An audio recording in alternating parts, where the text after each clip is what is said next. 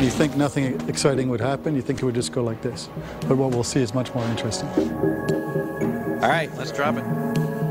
What we've got here are water droplets,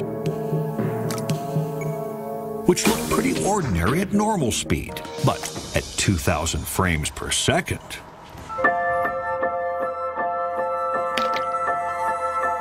Maybe mathematician John Bush can explain to us just how a drop can bounce.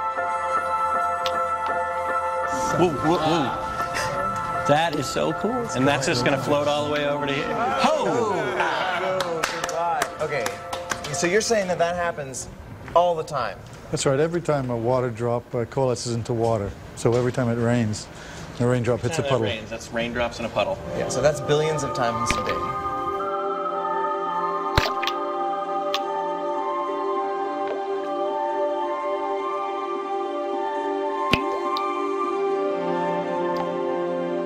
Why does the droplet sit without just connecting? So there's an air layer in between the two, and it's basically it'll coalesce as soon as the drop makes contact with the bath, but it takes a finite amount of time for the air layer to drain.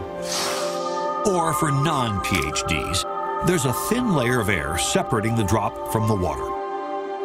But as the air is pushed aside, most of the droplet connects with the water below. But this happens so fast, the connection is actually pinched off, and a smaller droplet is formed.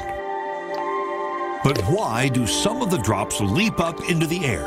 When it coalesces, waves are generated at the point of contact, and they sweep upwards, and they apply a force, which lifts the drop off the surface. And then once again, it's surface tension. It has enough force that it pulls itself back off. That's exactly right. A tenth of the size. This surface tension is the quality of a liquid that causes the surface layer of that liquid to behave like an elastic sheet.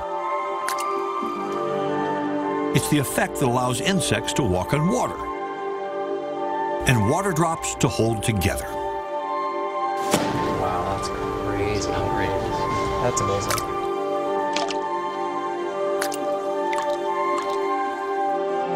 This cycle happens again and again until the droplet is small enough to be completely absorbed.